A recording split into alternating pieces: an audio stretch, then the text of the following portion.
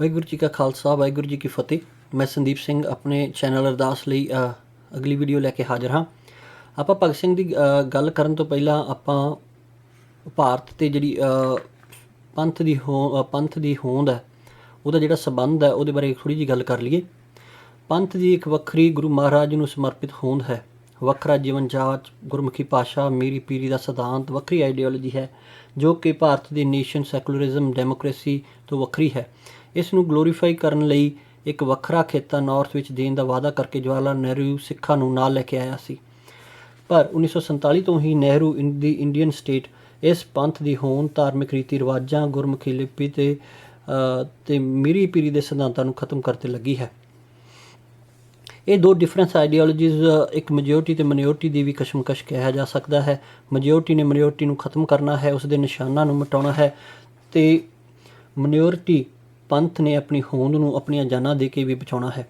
ਇਹੀ ਕਾਰਨ ਹੈ ਕਿ ਇਸ ਦੇਸ਼ ਵਿੱਚ ਸੰਤ ਖਾਲਸਾ ਜਰਨੈਲ ਸਿੰਘ ਭਿੰਡਰਾਂਵਾਲੇ, ਸਰਦਾਰ ਕਪੂਰ ਸਿੰਘ ਤੇ ਦੀਪ ਸਿੱਧੂ ਗਦਾਰ ਹਨ, ਜੋ ਆਪਣੇ ਪੰਥਕ ਸਿਧਾਂਤਾਂ, ਆਪਣੀ ਹੋਂਦ, ਲੈਂਗੁਏਜ, ਕਲਚਰ ਨੂੰ ਇਸ ਸਟੇਟ ਤੋਂ ਬਚਾਉਣਾ ਚਾਹੁੰਦੇ ਹਨ। ਜਦ ਕਿ ਦੂਸਰੇ ਪਾਸੇ ਕੈਪਟਨ ਬਾਦਲ ਤੇ ਭਗਵੰਤ ਮਾਨ ਵਰਗੇ ਬੰਦੇ ਹਨ ਜੋ ਕੁਝ ਕੁ ਸਿਆਸੀ ਮਨਸੂਬਿਆਂ ਨਾਲ ਪੰਥ, ਕਲਚਰ, ਲੈਂਗੁਏਜ ਦੀ ਟ੍ਰੈਡੀਸ਼ਨ ਨੂੰ ਉਸ ਸਟੇਟ ਦੇ ਹਵਾਲੇ ਕਰਨ ਵਿੱਚ ਕੋਈ ਗੁਰੇਜ਼ ਨਹੀਂ ਕਰਦੇ। ਸਟੇਟ ਇਸ ਪੰਥ ਦੀ ਸੋਚ ਨੂੰ ਖਤਮ ਕਰਨ ਲਈ ਬਹੁਤ ਝੂਠੇ ਨੈਰੇਟਿਵ, ਕਹਾਣੀਆਂ ਸਿਰਜਦੀ ਹੈ। ਉਹ ਉਹਨਾਂ ਨਾਇਕਾਂ ਨੂੰ ਅੱਗੇ ਨਵੀਆਂ ਪੀੜ੍ਹੀਆਂ ਤੱਕ ਲੈ ਕੇ ਜਾਂਦੀ ਹੈ ਜੋ ਉਹਨਾਂ ਦਾ ਪੱਖ ਪੂਰਦੇ ਹੋਣ, ਇਸ ਮਨਸ਼ਾ ਦੇ ਨਾਲ ਕਿ ਆਉਣ ਵਾਲੀਆਂ ਪੀੜ੍ਹੀਆਂ ਵਿੱਚੋਂ ਪੰਥਕ ਸਿਧਾਂਤ ਦਾ ਸਫਾਇਆ ਕੀਤਾ ਜਾ ਸਕੇ, ਅਤੇ ਜੋ ਇਸ ਪੰਥਕ ਸਿਧਾਂਤ ਦੀ ਗੱਲ ਕਰੂਗਾ ਉਸ ਨੂੰ ਉਹ ਅੱਤਵਾਦੀ ਤੇ ਗਦਾਰ ਦਰਸਾਉਣਗੇ। ਇਹ ਯੂਰੀ ਦਾ ਸਿਧਾਂਤ ਜਿਸ ਨੂੰ ਕਿ ਉਹਨੇ ਇੱਕ ਆਈਡੀਓਲੋਜੀਕਲ ਸਵਰਜਨ ਜਾਂ ਸਿਧਾਂਤਕ ਤਬਾਹੀ ਕਿਹਾ ਹੈ, ਉਸ ਦੀ ਪੁਸਤਕ ਲਵ ਲੈਟਰ ਟੂ ਅਮਰੀਕਾ ਵਿੱਚ ਦਰਜ ਹੈ। ਉਸਨੇ ਉਸ ਦੇ ਵਿੱਚ ਦੱਸਿਆ ਕਿ ਕਿਵੇਂ ਇੱਕ ਕੌਮ ਦੂਸਰੀ ਕੌਮ ਨੂੰ ਸਿਧਾਂਤਕ ਤੌਰ 'ਤੇ ਮਾਰਦੀ ਹੈ। ਉਸ ਦਾ ਸਭ ਤੋਂ ਵੱਡਾ ਹਥਿਆਰ ਐਜੂਕੇਸ਼ਨ ਸਿਸਟਮ ਹੈ। ਮੈਜੋਰਟੀ ਮਿਨੋਰਟੀ ਦੇ ਸਾਹ ਲੈਣ ਦੇ ਸਾਧਨਾਂ ਤੱਕ ਉਸ ਦੇ ਸਿਧਾਂਤਾਂ ਨੂੰ, ਉਸ ਦੇ ਤਰਜ਼ੇ ਜ਼ਿੰਦਗੀ ਨੂੰ, ਖਾਣ ਪੀਣ ਨੂੰ ਕਿਵੇਂ ਤਬਾਹ ਕਰਦੀ ਹੈ। ਉਸ ਦੇ ਉਹਨਾਂ ਨਾਇਕਾਂ ਨੂੰ ਉਭਾਰਦੀ ਹੈ ਜੋ ਨੌਜਵਾਨਾਂ ਨੂੰ ਉਸ ਨੇਸ਼ਨ ਜਾਂ ਉਸ ਮੈਜੋਰਿਟੀ ਦੇ ਵੱਲ ਲੈ ਕੇ ਆਉਣ ਅਤੇ ਉਹ ਆਪਣੇ ਨੇਸ਼ਨ ਅਤੇ ਸਿਧਾਂਤਾਂ ਤੋਂ ਦੂਰ ਰਹਿਣ। ਇਹੋ ਜਿਹੇ ਮਤਲਬ ਲੋਕ ਜਾਂ ਉਹਨਾਂ ਦੇ ਹੀਰੋਜ਼ ਗਲੋਰੀਫਾਈ ਕੀਤੇ ਜਾਂਦੇ ਹਨ, ਅਤੇ ਇਹੀ ਹੀ ਅੱਜ ਦਾ ਆਪਣਾ ਟੌਪਿਕ ਹੈ। 1984 ਤੋਂ ਬਾਅਦ ਸਿੱਖ ਨੌਜਵਾਨਾਂ ਵਿੱਚ ਮਹਾਨਾਇਕ ਵਜੋਂ ਸੰਤ ਖਾਲਸਾ ਜਰਨੈਲ ਸਿੰਘ ਜੀ ਭਿੰਡਰਾਂਵਾਲੇ ਉੱਭਰੇ। ਉਹਨਾਂ ਦੀ ਸ਼ਹੀਦੀ ਤੋਂ ਬਾਅਦ ਕੇਂਦਰ ਸਰਕਾਰ ਨੇ ਇੱਕ ਮਹਾਨਾਇਕ ਨੂੰ ਅਗਲੀਆਂ ਪੀੜ੍ਹੀਆਂ ਤੋਂ ਵਿਸਾਰਨ ਲਈ ਬਹੁਤ ਵੱਡੇ ਪੱਧਰ 'ਤੇ ਕੰਮ ਕੀਤਾ। ਉਹਨਾਂ ਦੇ ਵਿੱਚੋਂ ਇੱਕ ਸੀ ਕਿ ਇੱਕ ਹੋਰ ਸਿੱਖ ਦਿੱਖ ਵਾਲਾ ਨੌਜਵਾਨ ਨੂੰ ਉਭਾਰਿਆ ਜਾਵੇ ਜੋ ਸਿੱਖ ਨੌਜਵਾਨਾਂ ਨੂੰ ਆਪਣਾ ਲੱਗੇ ਪਰ ਹੋਵੇ ਕੇਂਦਰ ਸਰਕਾਰ ਅਤੇ ਨੇਸ਼ਨ ਦਾ ਪੈਰੋਕਾਰ। ਉਹ ਪੰਜਾਬ ਅਤੇ ਪੰਥ ਦਾ ਵਿਰੋਧੀ ਹੋਵੇ ਅਤੇ ਨੈਸ਼ਨਲ ਸੈਕੂਲਰਿਸਟ ਹੋਵੇ। ਉਹ ਨਿਸ਼ਾਨ ਸਾਹਿਬ ਤੋਂ ਦੂਰ ਤਿਰੰਗੇ ਨੂੰ ਸਮਰਪਿਤ ਹੋਵੇ। ਤੋ ਜਦੋਂ ਇਹ ਲੱਭਣ ਲੱਗੇ ਤਾਂ ਇਹਦਾ ਗੁਣੀਆਂ ਭਗਤ ਸਿੰਘ 'ਤੇ ਜਾ ਕੇ ਡਿੱਗਿਆ, ਅਤੇ ਭਗਤ ਸਿੰਘ ਨੂੰ ਕੇਂਦਰ ਦੀ ਕਾਂਗਰਸ ਸਰਕਾਰ ਸਿੱਖ ਨੌਜਵਾਨਾਂ ਵਿੱਚ ਉਭਾਰ ਕੇ ਸੰਤ ਭਿੰਡਰਾਂਵਾਲਾ ਦੇ ਪੰਥਕ ਸਿਧਾਂਤ ਤੋਂ ਦੂਰ ਲੈ ਕੇ ਜਾਣਾ ਚਾਹੁੰਦੀ ਸੀ। ਭਗਤ ਸਿੰਘ ਨੂੰ ਕਿਉਂ ਚੁਣਿਆ ਗਿਆ? ਜਦ ਕਿ ਕਰਤਾਰ ਸਿੰਘ ਸਰਾਭਾ ਉਸ ਤੋਂ ਵੀ ਥੋੜ੍ਹੀ ਉਮਰ ਦਾ ਵੱਡੀਆਂ ਮੱਲਾਂ ਮਾਰਨ ਵਾਲਾ ਸ਼ਹੀਦ ਹੋਇਆ। ਊਧਮ ਸਿੰਘ ਨੇ ਕਿੰਨੇ ਸਾਲ ਵੇਟ ਕਰਕੇ ਇੰਗਲੈਂਡ ਵਿੱਚ ਜਾ ਕੇ ਡਾਇਰ ਨੂੰ ਮਾਰਿਆ। ਉਹ ਕਿਉਂ ਨਹੀਂ? ਕਿਉਂਕਿ ਉਹਨਾਂ ਦੇ ਜੀਵਨ ਵਿੱਚ ਸਿੱਖ ਸਿਧਾਂਤ ਅਤੇ ਸਿੱਖੀ ਦਾ ਪਿਆਰ ਹੈ ਜੋ ਭਗਤ ਸਿੰਘ ਦੇ ਨਹੀਂ ਹੈ। ਉਹ ਇੱਕ ਨੈਸ਼ਨਲਿਸਟ ਸੈਕੂਲਰਿਸਟ ਹੈ। ਉਹ ਧਰਮ ਨਿਰਪੱਖ ਦੇ ਸਿਧਾਂਤ ਥੱਲੇ ਧਰਮਾਂ ਦੇ ਵਿਰੁੱਧ ਹੈ। ਉਹ ਇੱਕ ਕੌਮ, ਇੱਕ ਭਾਸ਼ਾ ਦੀ ਗੱਲ ਕਰਦਾ ਹੈ, ਸਿੱਖ ਸਰੂਪ ਵਿੱਚ ਹੈ ਪਰ ਉਹਦੇ ਵਿੱਚ ਕੋਈ ਸਿੱਖੀ ਵਿਚਾਰਧਾਰਾ ਨਹੀਂ ਹੈ। ਸੋ ਇਸੇ ਕਰਕੇ ਹੀ ਭਗਤ ਸਿੰਘ ਨੂੰ ਚੁਣਿਆ ਗਿਆ। ਕਾਂਗਰਸ ਉਸ ਨੂੰ ਆਪਣਾ ਕਹਿੰਦੀ ਹੈ ਕਿਉਂਕਿ ਉਹ ਸੈਕੂਲਰ ਅਤੇ ਨੈਸ਼ਨਲਿਸਟ ਹੈ। RSS ਵਾਲੇ ਕਹਿੰਦੇ ਹਨ ਕਿ ਆਰਿਆ ਸਮਾਜੀ ਸੀ, ਸਿੱਖਾਂ ਨੂੰ ਗੁਰਮੁਖੀ ਛੱਡ ਕੇ ਹਿੰਦੀ ਦੇ ਲੜ ਲਾਉਂਦਾ ਹੈ ਜੋ ਅਸੀਂ ਕਰਦੇ ਹਾਂ, ਇਸ ਕਰਕੇ ਉਹ ਸਾਡਾ ਸ਼ਹੀਦ ਹੈ। ਅਤੇ ਕਾਮਰੇਡ ਉਸ ਨੂੰ ਮਾਰਕਸ ਦਾ ਚੇਲਾ ਗਰਦਾਨਦੇ ਹਨ। ਸੋ ਉਹ ਉਹਨਾਂ ਸਾਰਿਆਂ ਦੇ ਹੀ ਕੰਮ ਆਉਂਦਾ ਹੈ। ਅਤੇ ਭਗਤ ਸਿੰਘ ਦੀ ਵਿਚਾਰ ਬਾਰੇ ਮੈਂ ਇੱਕ ਹੋਰ ਵੀਡੀਓ ਬਣਾਈ ਸੀ ਅੱਗੇ, ਜਿਸ ਟਾਈਮ ਦੇ ਵਿੱਚ ਸਿੱਖ ਨੌਜਵਾਨਾਂ ਨੇ ਹਿੰਦੀ ਦੇ ਬੋਰਡਾਂ ਦੇ ਉੱਤੇ ਕਾਲਖ ਪੋਚੀ ਸੀਗੀ ਅਤੇ ਪੀਲੀਆਂ ਪੱਗਾਂ ਬੰਨ੍ਹ ਕੇ ਜਾਂਦੇ ਸੀ, ਨਾਲੇ ਗੱਲਾਂ ਕਰਦੇ ਸੀਗੇ ਕਿ ਭਗਤ ਸਿੰਘ ਤੇਰੀ ਸੋਚ 'ਤੇ ਪਹਿਰਾ ਦਿਆਂਗੇ ਠੋਕ ਕੇ। ਪਰ ਅਸੀਂ ਕਿਉਂਕਿ ਪੜ੍ਹਦੇ ਨਹੀਂ ਗੇ ਤੇ ਐਕਚੁਅਲੀ ਜੇ ਇਹ ਜਿਹੜਾ ਕੁਝ ਹੋ ਰਿਹਾ ਸੀਗਾ ਇਹ ਭਗਤ ਸਿੰਘ ਦੀ ਸੋਚ ਦੇ ਅਨੁਸਾਰ ਹੀ ਹੋ ਰਿਹਾ ਸੀਗਾ ਕਿ ਭਗਤ ਸਿੰਘ ਤਾਂ ਖੁਸ਼ ਹੋ ਰਿਹਾ ਹੋਣਾ ਕਿ ਇਹ ਕੰਮ ਹੋ ਰਿਹਾ ਜਿਹੜਾ ਮੈਂ ਪਹਿਲਾਂ ਟਰਾਈ ਕੀਤੀ ਕਰਨ ਦੀ, ਉਹ ਸਿੱਖਾਂ ਨੇ ਨਹੀਂ ਕੀਤਾ, ਹੁਣ ਉਹਨਾਂ ਨੇ ਕੀਤਾ ਹੈ। ਇਹਦੇ ਵਿੱਚ ਮੈਂ ਆਪਦੇ, ਇਹ ਮੇਰੀ ਵੀਡੀਓ ਆ ਜਿਹੜੀ ਮੈਂ ਉਦੋਂ ਬਣਾਈ ਸੀ, ਅਤੇ ਤੁਸੀਂ ਇਹਦੇ ਬਾਰੇ ਇਹਦੇ ਵੀਡੀਓ ਵੀ ਵੇਖ ਸਕਦੇ ਹੋ। ਅਤੇ ਜਾਂ ਇੱਕ ਥੱਲੇ ਮੈਂ ਮਾਰਕਸਿਸਟ, ਜਿੱਥੋਂ ਮੈਂ ਇਹਦਾ ਭਾਸ਼ਣ ਲਿਆ ਵਾ, ਇਹਦਾ ਭਾਸ਼ਣ ਜਿਹਦਾ ਨਾਮ ਹੈ ਪੰਜਾਬ ਦੀ ਭਾਸ਼ਾ ਅਤੇ ਲਿਪੀ ਦੀ ਸਮੱਸਿਆ, ਇਹ marxist.org 'ਤੇ ਪਿਆ, ਤੁਸੀਂ ਉੱਥੇ ਵੀ ਪੜ੍ਹ ਸਕਦੇ ਹੋ। ਐਕਚੁਅਲੀ ਇਹ ਕਹਿੰਦਾ ਕੀ ਆ, ਇਹਦੇ ਵਿੱਚ ਮੈਂ ਥੋੜ੍ਹਾ ਜਿਹਾ ਹੀ ਦੱਸੂੰਗਾ ਕਿ ਸਾਨੂੰ ਇੱਕ ਭਾਸ਼ਾ, ਇੱਕ ਲਿਪੀ, ਇੱਕ ਸਾਹਿਤ, ਇੱਕ ਆਦਰਸ਼ ਅਤੇ ਇੱਕ ਰਾਸ਼ਟਰ ਨੂੰ ਅਪਣਾਉਣਾ ਹੈ, ਪਰ ਇੱਕ ਹੀ ਭਾਸ਼ਾ ਨੂੰ ਅਪਣਾਉਣਾ ਸਾਰਿਆਂ ਤੋਂ ਪਹਿਲਾਂ ਜ਼ਰੂਰੀ ਹੈ। ਸੋ ਇਹ ਸਿੱਖਾਂ ਨੂੰ ਕਹਿੰਦਾ ਕਿ ਇੱਕ ਭਾਸ਼ਾ ਅਪਣਾਓ। ਉਹ ਭਾਸ਼ਾ ਕਿਹੜੀ ਹੈ? ਹਿੰਦੀ ਆ। ਇੱਕ ਲਿਪੀ ਅਪਣਾਓ। ਕਿਹੜੀ ਲਿਪੀ ਹੈ? ਹਿੰਦੀ ਦੇਵਨਾਗਰੀ ਲਿਪੀ। ਇੱਕ ਸਾਹਿਤ ਕਿਹੜਾ ਵਾ? ਹਿੰਦੀ ਸਾਹਿਤ। ਇੱਕ ਆਦਰਸ਼ ਅਤੇ ਇੱਕ ਰਾਸ਼ਟਰ, ਹਿੰਦੀ ਰਾਸ਼ਟਰ ਨੂੰ ਤੁਸੀਂ ਅਪਣਾਓ। ਇਸ ਦਾ ਇਹ ਮਤਲਬ ਕਿ ਸਿੱਖ ਨੌਜਵਾਨਾਂ ਨੂੰ ਇਹ ਸੁਨੇਹਾ ਦਿੰਦਾ ਹੈ। ਉਹ ਆਪਣੇ ਭਾਸ਼ਣ ਵਿੱਚ ਕਹਿੰਦਾ ਹੈ ਕਿ ਪੰਜਾਬੀ ਦੀ ਕੋਈ ਸਾਹਿਤਕ ਜਾਂ ਵਿਗਿਆਨਿਕ ਮਹੱਤਤਾ ਨਹੀਂ ਹੈ। ਸੋ ਸਾਡੇ ਕੋਲੇ ਪਹਿਲਾਂ ਹੀ ਹਿੰਦੀ ਵਰਗੀ ਵਿਗਿਆਨਿਕ ਅਤੇ ਸੰਪੂਰਨ ਲੈਂਗੁਏਜ ਹੈ। ਇਸ ਨੂੰ ਅਪਣਾਉਣਾ ਚਾਹੀਦਾ ਹੈ, ਪਰ ਇਹਨੂੰ ਜਦੋਂ ਅਪਣਾਓਗੇ ਤੁਸੀਂ, ਜਦੋਂ ਵੱਡੇ ਦੇ ਵਿੱਚ ਮਰਜ ਹੋ ਜਾਓਗੇ ਤਾਂ ਤੁਸੀਂ ਵੀ ਆਪਦੇ ਆਪ ਵੱਡੇ ਹੋ ਜਾਓਗੇ। ਤੁਹਾਡੀ ਭਾਸ਼ਾ, ਤੁਹਾਡਾ ਸਾਹਿਤ ਵੱਡਾ ਹੋ ਜਾਊਗਾ। ਪਰ ਬਦਕਿਸਮਤੀ ਨਾਲ ਜਾਗਰੂਕਤਾ ਦੀ ਅਣਹੋਂਦ ਕਰਕੇ ਸਿੱਖ ਗੁਰਮੁਖੀ ਛੱਡ ਕੇ ਹਿੰਦੀ ਨਹੀਂ ਅਪਣਾ ਰਹੇ। ਸੋ ਐਕਚੁਅਲੀ ਉਹਦਾ ਬੇਸ ਇਹੀ ਆ, ਆਈਡੀਓਲੋਜੀ ਇਹੀ ਹੈ ਕਿ ਕਿਵੇਂ ਵੀ ਕਿ ਹੋ ਸਕਦਾ ਅਤੇ ਸਿੱਖਾਂ ਨੂੰ ਮਰਜ ਕੀਤਾ ਜਾਵੇ ਨੇਸ਼ਨ ਦੇ ਵਿੱਚ। ਇਸ ਕੰਮ ਦੇ ਲਈ ਗਾਂਧੀ ਪਰਿਵਾਰ ਨੇ ਆਪਣਾ ਇੱਕ ਵਫਾਦਾਰ ਅਰਜਨ ਸਿੰਘ ਨੂੰ 1985 ਦੇ ਵਿੱਚ ਲਿਆ ਕੇ ਪੰਜਾਬ ਦੇ ਵਿੱਚ ਗਵਰਨਰ ਲਾਇਆ ਗਿਆ। ਇੱਕ ਆਪਣੀ ਜਿਹੜੀ ਇਹਦੀ ਬੁੱਕ ਹੈ, ਜਿਹੜੀ ਇਹਨੂੰ ਉਹਦੀ ਆਟੋਗ੍ਰਾਫੀ ਹੈ, ਇਹ grain of sand in the hourglass of time. ਇਹਦੇ ਵਿੱਚ ਇਹ ਕਹਿੰਦਾ ਕਿ ਉਹਨੇ ਕਿਵੇਂ ਕੰਮ ਕੀਤਾ ਕਿ ਭਗਤ ਸਿੰਘ ਨੂੰ ਪੰਜਾਬ ਦੇ ਵਿੱਚ ਇੱਕ ਨੌਜਵਾਨ ਆਗੂ ਵਜੋਂ ਸਥਾਪਿਤ ਕੀਤਾ ਜਾ ਸਕੇ। ਉਸ ਨੇ 1985 ਦੇ ਵਿੱਚ ਰਾਜੀਵ ਗਾਂਧੀ ਤੋਂ ਸਭ ਤੋਂ ਪਹਿਲਾਂ ਉਹਨੇ ਕੀ ਕੀਤਾ, ਰਾਜੀਵ ਗਾਂਧੀ ਨੂੰ ਲੈ ਕੇ ਆਇਆ ਇੱਥੇ। ਰਾਜੀਵ ਗਾਂਧੀ ਨੂੰ ਲਿਆ ਕੇ ਉਸ ਨੇ ਹੁਸੈਨੀਵਾਲ ਦੇ ਵਿੱਚ ਜਿਹੜਾ ਯਾਦਗਾਰ ਬਣੀ ਹੋਈ ਆ, ਉਹਦਾ ਨੀਂਹ ਪੱਥਰ ਰਾਜੀਵ ਗਾਂਧੀ ਤੋਂ ਰਖਵਾਇਆ ਗਿਆ। ਅਤੇ ਪੀਲੀਆਂ ਪੱਗਾਂ ਬੰਨ੍ਹ ਕੇ ਯੂਥ ਕਾਂਗਰਸ ਦੇ ਵਿੱਚ ਜਿਹੜੇ ਸਿੱਖ ਨੌਜਵਾਨਾਂ ਨੂੰ ਲੈ ਕੇ ਪੱਗਾਂ ਬਣਾ ਕੇ ਉਹਨਾਂ ਨੂੰ ਖਟਕੜ ਕਲਾਂ ਅਤੇ ਹੁਸੈਨੀਵਾਲ ਲਿਜਾਣਾ, ਇਸੇ ਨੇ ਹੀ ਸਭ ਤੋਂ ਪਹਿਲਾਂ ਸ਼ੁਰੂ ਕੀਤਾ। ਗਾਂਧੀ ਮੀਡੀਆ ਨੇ ਵੀ ਜਿਹੜਾ ਉਹਦਾ ਪ੍ਰਿੰਟ ਮੀਡੀਆ ਸੀ, TV ਸੀ, ਐਵਰੀਥਿੰਗ ਦੇ ਉੱਤੇ ਉਹਨੂੰ ਭਗਤ ਸਿੰਘ ਨੂੰ ਗਲੋਰੀਫਾਈ ਕੀਤਾ ਗਿਆ। ਤੁਸੀਂ ਜਾਣੋਗੇ ਕਿ ਜਿਹੜਾ 1984 ਤੋਂ ਪਹਿਲਾਂ ਭਗਤ ਸਿੰਘ ਨੂੰ ਕੁਛ ਕਾਮਰੇਡਾਂ ਤੋਂ ਬਿਨਾਂ ਬਹੁਤ ਘੱਟ ਲੋਕ ਜਾਣਦੇ ਸਨ।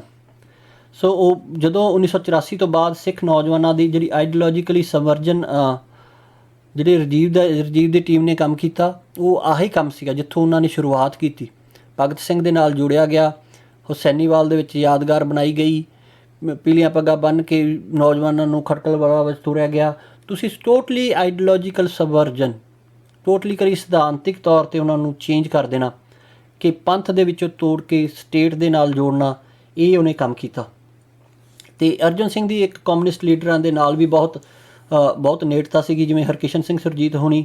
ਐਜੂਕੇਸ਼ਨ ਵਿੱਚ ਮਾਰਕਸਿਸਟ ਅਤੇ ਜਿਹੜੀ ਸੈਕੂਲਰ ਨੈਸ਼ਨਲ ਆਈਡੀਓਲੋਜੀ ਜਿਹੜਾ ਜਵਾਹਰ ਲਾਲ ਨਹਿਰੂ ਨੇ ਇੰਟਰੋਡਿਊਸ ਕੀਤੀ ਸੀ 1947 ਦੇ ਵਿੱਚ, ਉਹਦਾ ਬਹੁਤ ਵੱਡਾ ਸਮਰਥਕ ਸੀਗਾ। ਅਤੇ ਇਹਨੇ ਹੀ ਰਾਜੀਵ ਲੋਂਗੋਵਾਲ ਪੈਕਟ ਇਸ ਨੇ ਹੀ ਸਾਈਨ ਕਰਵਾਇਆ ਸੀ।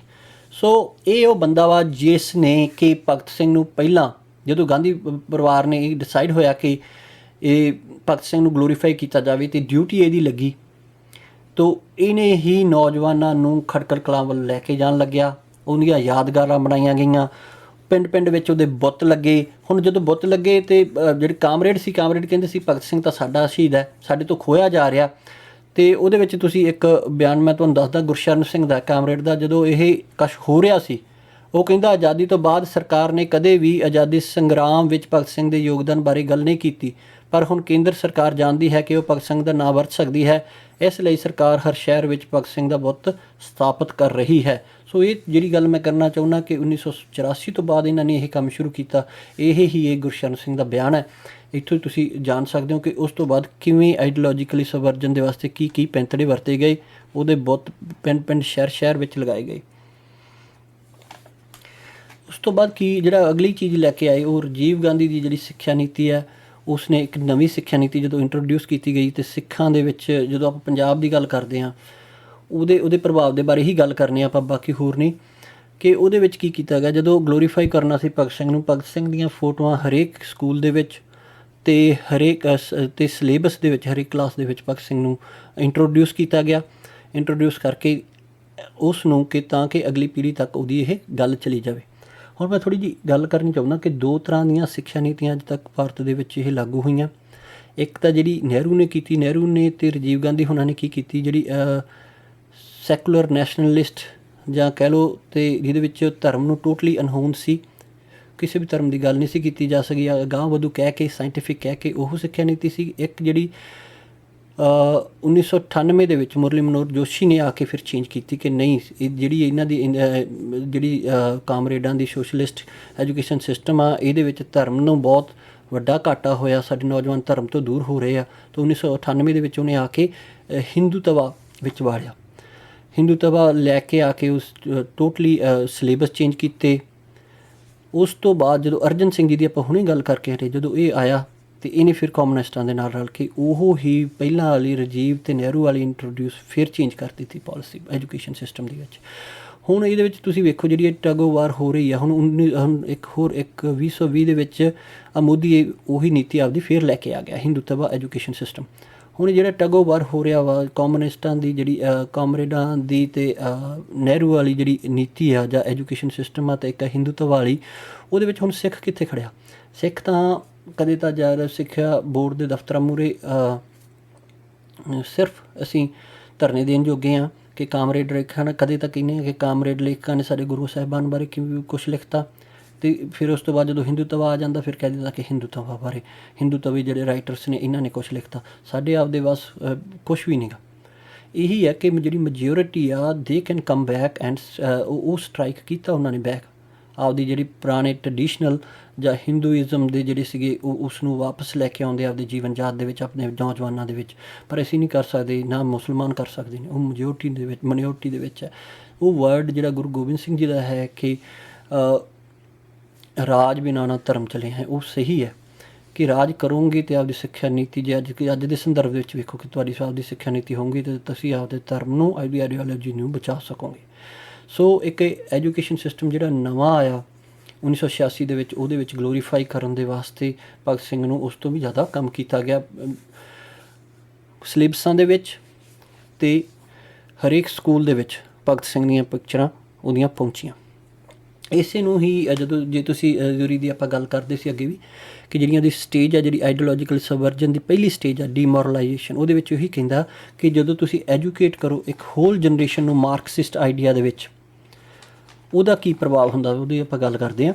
ਕਿ ਯੂਰੀ ਆਪਣੀ ਕਾਮਰੇਡ ਤਰੀਕੇ ਨਾਲ ਕਿਸੇ ਕੌਮ ਨੂੰ ਖ਼ਤਮ ਕਰਨ ਦੀ ਫਸਟ ਸਟੇਜ ਬਾਰੇ ਕਹਿੰਦਾ ਹੈ ਕਿ ਸਭ ਤੋਂ ਪਹਿਲਾਂ ਇੱਕ ਪੂਰੀ ਜਨਰੇਸ਼ਨ ਨੂੰ ਆਪਣੀ ਆਈਡੀਓਲੋਜੀ ਵਾਲੀ ਅਤੇ ਉਸ ਕੌਮ ਦੇ ਸਿਧਾਂਤਾਂ ਤੋਂ ਸੱਖਣੀ ਐਜੂਕੇਸ਼ਨ ਦਿੱਤੀ ਜਾਵੇ। ਉਹਨਾਂ ਦੇ ਮਹਾਨਾਇਕਾਂ ਨੂੰ ਐਜੂਕੇਸ਼ਨ ਸਿਸਟਮ ਤੋਂ ਬਾਹਰ ਕੱਢ ਕੇ ਆਪਣੇ ਕੰਮ ਆਉਣ ਵਾਲੇ ਆਪਣੇ ਨਾਇਕਾਂ ਨੂੰ ਬੱਚਿਆਂ ਦੀ ਸਿੱਖਿਆ ਵਿੱਚ ਸ਼ਾਮਲ ਕੀਤਾ ਜਾਵੇ।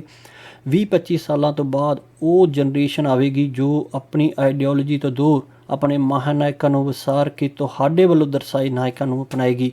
ਭਗਤ ਸਿੰਘ ਇਸੇ ਆਈਡੀਓਲੋਜੀਕਲ ਸਬਵਰਜਨ ਦੀ ਹੀ ਪੈਦਾਇਸ਼ ਹੈ ਜਿਹਦੀ ਯੂਰੀ ਗੱਲ ਕਰਦਾ ਹੈ।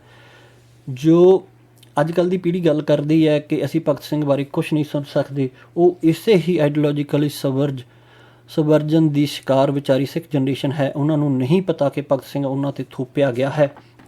ਭਗਤ ਸਿੰਘ ਦੀਆਂ ਪ੍ਰਾਪਤੀਆਂ ਨੂੰ ਵਧਾ ਕੇ ਪੇਸ਼ ਕੀਤਾ ਗਿਆ।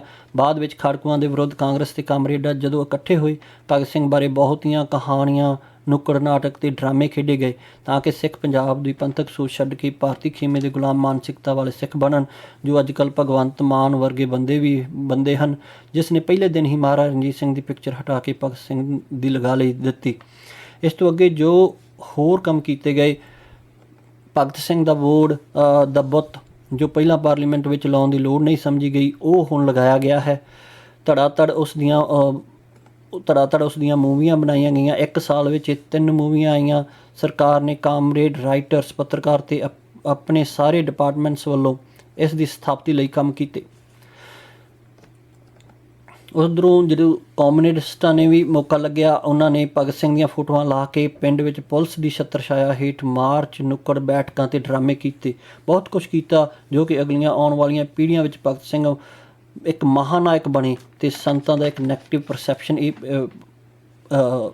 ਮਤਲਬ ਕਿ ਪੈਦਾ ਕਰ ਸਕਣ। ਚੌਂ ਪਾਸਿਆਂ ਤੋਂ ਮਿਲੇ ਸਮਰਥਨ ਨਾਲ ਭਗਤ ਸਿੰਘ, ਜਿਸ ਨੂੰ 1984 ਤੋਂ ਨੂੰ ਪੰਜਾਬ ਵਿੱਚ ਕਾਮਰੇਡੀ ਧਿਰਾਂ ਤੋਂ ਬਿਨਾਂ ਬਹੁਤ ਘੱਟ ਸਿੱਖ ਨੌਜਵਾਨ ਜਾਣਦੇ ਸਨ, ਉਹ 25-30 ਸਾਲਾਂ ਵਿੱਚ ਸਿੱਖ ਨੌਜਵਾਨਾਂ ਵਿੱਚ ਸੰਤ ਜਰਨੈਲ ਸਿੰਘ ਖਾਲਸਾ ਭਿੰਡਰਾਂਵਾਲੇ ਨੂੰ ਭੁਲਾਉਣ ਲਈ ਬਹੁਤ ਕਾਰਗਰ ਯਤਨਾਂ ਨਾਲ ਸਥਾਪਿਤ ਕੀਤਾ।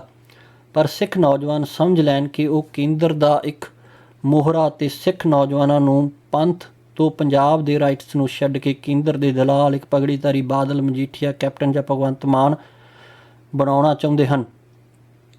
ਸਿੱਖ ਨੌਜਵਾਨਾਂ ਨੇ ਸੋਚਣਾ ਹੈ ਕਿ ਉਹ ਲਕੀਰ ਦੇ ਕਿਸ ਪਾਰ ਹਨ।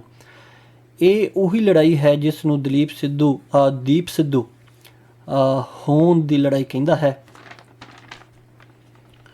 ਇਸ ਆਈਡੀਓਲੋਜੀਕਲੀ ਸਮਰਜਨ ਦਾ ਇੱਕ ਰਿਜ਼ਲਟ ਤੁਸੀਂ ਵੇਖਿਆ ਹੋਣਾ, ਜਦੋਂ ਦੂਸਰਾ ਕਿਸਾਨਾਂ ਨੇ ਦਿੱਲੀ ਵਿੱਚ ਧਰਨਾ ਦਿੱਤਾ ਸੀ, ਉਹਦੇ ਵਿੱਚ ਇੱਕ ਜਿਹੜਾ ਆਪਦੇ ਆਪ ਨੂੰ ਮਿੰਟੂ ਮਾਨਵਤਾ ਵਾਲਾ ਕਹਿੰਦਾ, ਉਹ ਇਸੇ ਸੰਵਰਜਨ ਦੇ ਅਧੀਨ ਹੀ ਉਸਨੇ ਆਪਣੇ ਨਿਸ਼ਾਨ ਸਾਹਿਬ ਨੂੰ ਅਗਨ ਭੇਟ ਕੀਤਾ ਕਿ ਲੋਕਾਂ ਨੂੰ ਇੱਥੋਂ ਤੱਕ ਥੱਲੇ ਤੱਕ ਇਹ ਮਤਲਬ ਮੰਦਬੁੱਧੀ ਕਰ ਦਿੰਦੇ ਆ ਨੌਜਵਾਨੀ ਨੂੰ ਕਿ ਉਹ ਆਪਣੇ ਹੀ ਨਿਸ਼ਾਨ ਸਾਹਿਬ ਵੀ ਸਾੜ ਸਕਦੇ ਨੇ।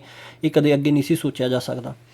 ਹੋਂਦ ਦੀ ਲੜਾਈ ਆਪਣੀ ਸਿਧਾਂਤਕ ਪਰੰਪਰਾਗਤ ਸਿੱਖੀ ਹੋਂਦ ਨੂੰ ਮੁੜ ਸੁਰਜੀਤ ਕਰਕੇ ਆਪਣੇ ਮਾਨਮੱਤੇ ਇਤਿਹਾਸ ਨੂੰ ਪੀੜ੍ਹੀ ਦਰ ਪੀੜ੍ਹੀ ਦੁਹਰਾਉਣ ਦਾ ਵਾਅਦਾ ਸਿੱਖ ਨੌਜਵਾਨਾਂ ਤੋਂ ਲੈਣ ਦੀ ਤਮੰਨਾ ਦੇ ਨਾਲ ਇੱਥੇ ਹੀ ਸਮਾਪਤ ਕਰਦਾ।